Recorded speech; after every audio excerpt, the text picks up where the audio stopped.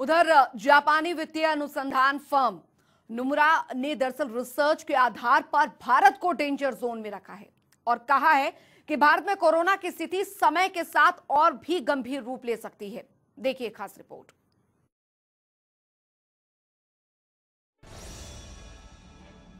क्या भारत पर भारी पड़ेगा अनलॉक? लॉकडाउन में ढील के बाद बढ़ता कोरोना। क्या फिर लॉकडाउन होगा हिंदुस्तान?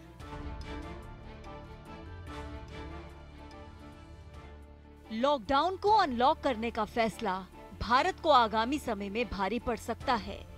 अनलॉक के बाद भारत में कोरोना तेजी से बढ़ता जा रहा है।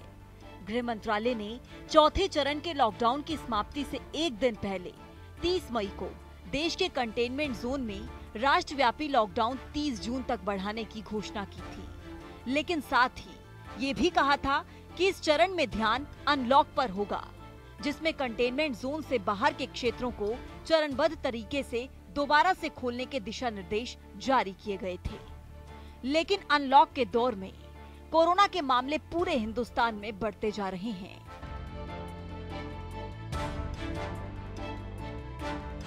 जापानी वित्तीय अनुसंधान फर्म नोमुरा के मुताबिक भारत में कोरोना की स्थिति समय के साथ और गंभीर रूप ले सकती है। ऐसे में संभव है कि भारत में एक बार फिर से लॉकडाउन लगाया जा सकता है। दरअसल नोमुरा ने भारत को उन 15 देशों में सूचीबद्ध किया है जहां लॉकडाउन में ढील देने से कोरोना वायरस के मामलों में तेजी से बढ़ोतरी होती हुई दिखाई दे रही है।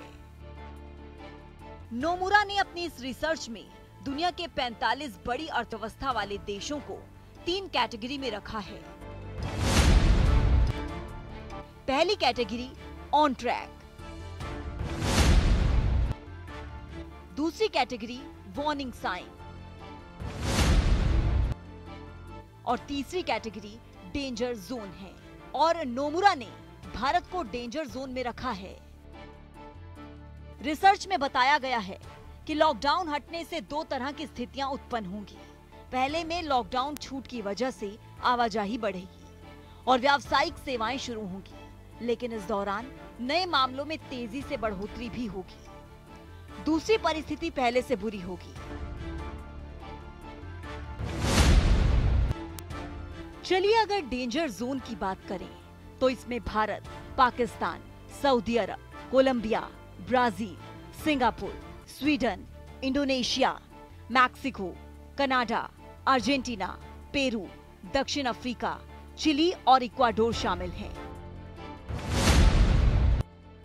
तो वहीं ऑन ट्रैक की सूची में Australia, Korea, France, Thailand, Israel, Italy, Spain, Switzerland, दक्षिण अफ्रीका, जापान और 8 अन्य देश समेत कुल 17 देश हैं।